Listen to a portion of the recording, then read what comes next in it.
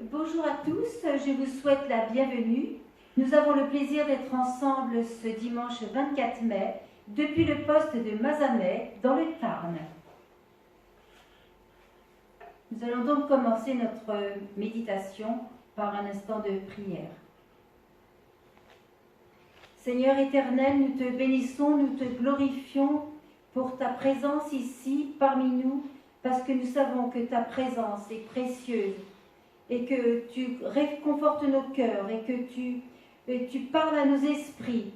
Et Seigneur, nous voulons te demander de particulièrement nous bénir et nous entourer pendant cet instant, afin que ce que tu as à nous dire puisse toucher le cœur de beaucoup. Merci Seigneur, dans le nom de Jésus. Amen. Eh bien, je voudrais vous parler de désert. L'image commune qu'on se fait du désert est souvent une immensité à perte de vue, privée de toute vie apparente, aride, sans eau, sans ombre, encerclée d'un horizon brasillant sous l'intensité d'une lumière aveuglante. Un lieu hostile, silencieux, sans voix et sans écho. Lieu de l'épreuve par excellence. Lieu où sans l'aide de personne, c'est la mort qui rôde, nous guette et nous surprend. Certains déserts portent bien leur nom, comme la vallée de la mort en Californie. Malgré leur apparence, les déserts ont une vie cachée. Au milieu de l'aridité, des sources mystérieuses émanent et donnent leur eau. Et s'ils sont silencieux, c'est pourtant un lieu qui parle. En hébreu, le mot parole et le mot désert ont exactement la même racine. On pourrait presque dire que ce sont les mêmes mots. Et il n'y a pas de hasard. Et si parole et désir ont une même racine, c'est que le désert a des choses à nous dire. Et s'il a une place, une fonction primordiale dans la Bible, c'est sans doute que la vie de tout être humain est jalonnée de façon plus ou moins sombre de ces déserts douloureux, mais pourtant qui parlent. Le premier désert que l'on rencontre, c'est dans le livre de la Genèse, où une femme appelée Agar vient s'y réfugier. Elle est la servante de Sarai, femme d'Abraham, à qui Dieu a promis une descendance. Mais Sarai, stérile, est prise de doute devant la promesse de l'Éternel. Elle décide alors de provoquer le destin. Et on va lire dans Genèse, chapitre 16. Sarai, femme d'Abraham, ne lui avait point donné d'enfant. Elle avait une servante égyptienne nommée Agar. Et Sarai dit à Abraham, « Voici, l'Éternel m'a rendu stérile. Viens, je te prie, va vers ma servante. Peut-être aurai-je par elle des enfants. » Abraham écouta la voix de Sarai. Et il alla vers Agar, et elle devint enceinte. Quand elle se vit enceinte, elle regarda sa maîtresse avec mépris. Et Sarai dit à Abraham, « L'outrage qui m'est fait est retombé sur toi. J'ai mis ma servante dans ton sein, et quand elle a vu qu'elle était enceinte, elle m'a regardé avec mépris.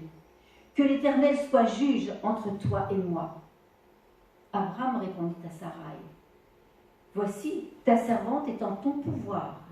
Agis à son égard comme tu le trouveras bon. » Alors Sarai la maltraita et Agar s'enfuit loin d'elle.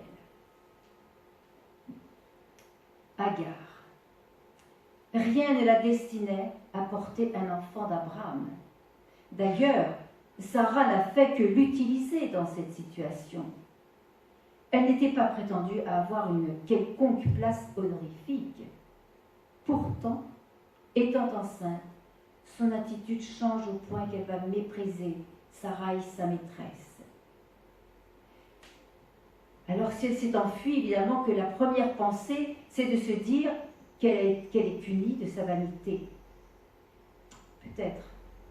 Mais la situation générale qui se joue entre les différents acteurs de toute cette histoire est plus subtile et plus complexe. Quoi qu'il en soit, Agar se retrouve dans le désert. Le texte ne dit pas combien de temps elle a pu y rester, mais sans doute le temps suffisant pour reconsidérer sa vie, son présent, déchiré entre son passé de servante et un avenir devenu ténébreux. La voix de l'Éternel se fait entendre alors, avec la précision qui sait si bien sonder les cœurs. Et on va continuer la lecture du chapitre 16. L'ange de l'Éternel la trouva près d'une source d'eau dans le désert, près de la source qui est sur le chemin de Chour.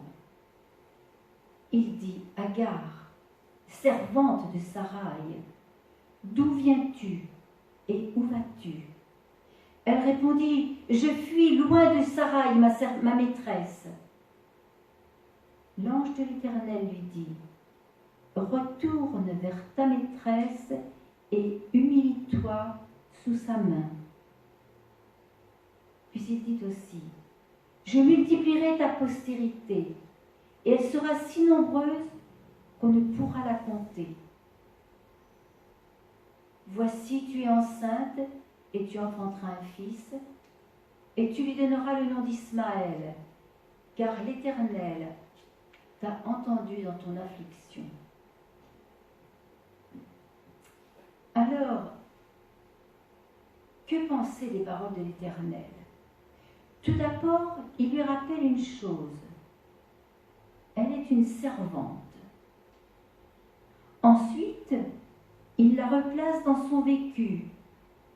D'où viens-tu et où vas-tu? Et s'il pose des questions dont il connaît la réponse mieux que nous-mêmes, c'est parce qu'il veut que cette réponse sorte de notre bouche. Il veut que la bouche confesse. Et Agar répond, je fuis loin de Saraï, ma maîtresse. Ce moment dans le désert a permis à Agar de reconnaître et d'accepter sa juste identité. Elle est la servante de Saraï. Devant Dieu, sa vanité vient de se dégonfler. La situation du désert l'a amenée à la repentance et à l'humilité. Dieu travaille les cœurs et au désert il les éprouve jusqu'à ce que nous reconnaissions la vérité et que nous l'acceptions. Dans Hébreux 4, verset 12, on lit « Car la parole de Dieu est vivante et efficace, plus tranchante qu'une épée quelconque à deux tranchants, pénétrant jusqu'à partager âme et esprit, jointure et moelle. Elle juge les sentiments et les pensées du cœur. » Le silence du désert nous ouvre la porte secrète derrière laquelle la voix de l'Éternel se révèle. Elle émerge discrètement, mais avec la force de la certitude. Et c'est une voix que l'on reconnaît. Maintenant qu'Agar s'est repositionnée face à elle-même, face à Saraï et face à Dieu, la voix de l'Éternel va se faire à nouveau entendre. Retourne vers ta maîtresse et humilie-toi sous sa main. Dieu n'est pas venu dorloter Agar. Il n'est pas venu lui dire « Pauvre Agar, ta maîtresse a été injuste. » Non. Il lui dit « Retourne vers ta maîtresse et humilie-toi sous sa main. » Il lui demande de respecter sa position sociale et de ne pas usurper une position qui ne lui appartient pas. Humilie-toi sous sa main. C'est une phrase difficile. Et ça a dû être difficile à Agar de l'entendre. Mais pourtant, ce n'est qu'après cette phrase que Dieu ajoute « Je multiplierai ta postérité, et elle sera si nombreuse qu'on ne pourra la compter. Voici, tu es enceinte, et tu enfanteras un fils, à qui tu donneras le nom d'Ismaël, car l'Éternel a entendu ton affliction. Ce n'est pas parce que l'Éternel entend notre affliction qu'il va quand même nous dorloter. Alors il y a des déserts que l'on traverse sans le savoir, sans les avoir cherchés. Puis il y en a qu'on peut rechercher, qui s'appellent des retraites spirituelles. Mais quel que soit le désert que nous traversons, n'oublions jamais que c'est toujours un désert qui parle. Faisons silence, levons le voile que nous savons si bien poser sur ce que nous ne voulons pas voir et entrons dans l'espace de la repentance. Alors la voix de Dieu qui parcourt les déserts viendra révéler l'état de nos cœurs et porter des promesses et des bénédictions pour nos vies. Et je voudrais terminer avec ces deux versets tirés de Deutéronome 8. Souviens-toi de tout le chemin que l'Éternel, ton Dieu, t'a fait faire pendant ces 40 années dans le désert, afin de t'humilier et de t'éprouver pour savoir quelles étaient les dispositions de ton cœur et si tu garderais ou non ses commandements.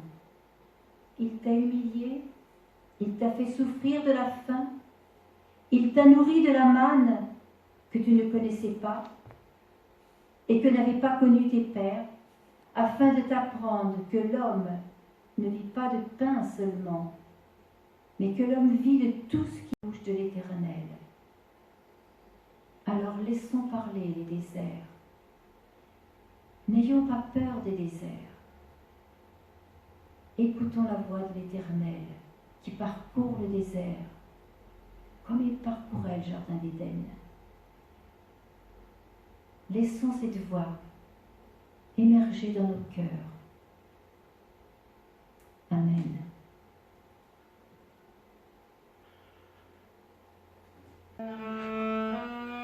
Oh, prends mon âme, prends-la, Seigneur, et que ta flamme brûle en mon cœur. Que tout mon être vibre pour toi. Sois seul mon maître, ô divin roi. Source de vie, de paix, d'amour, vers toi je crie, la nuit, le jour. Entends ma plainte, sois mon soutien, calme ma crainte, toi mon seul bien.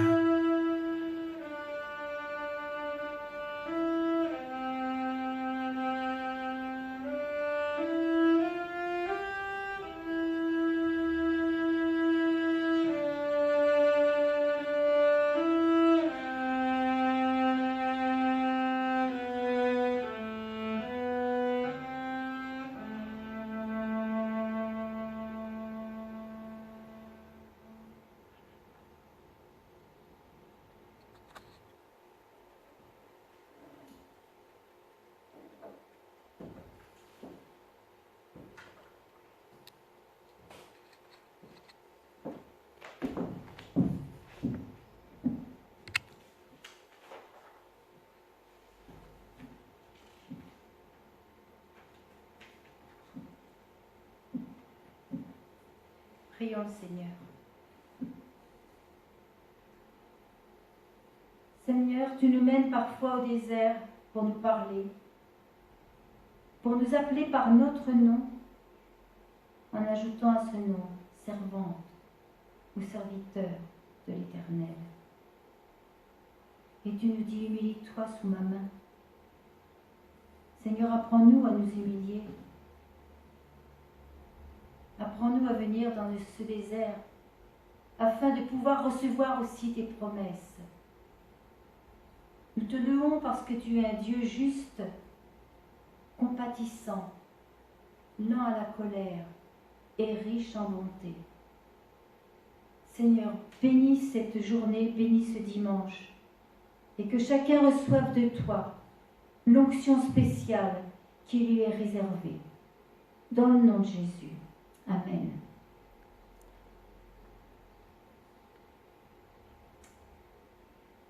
Que la grâce soit avec tous ceux qui aiment notre Seigneur Jésus-Christ d'un amour inaltérable.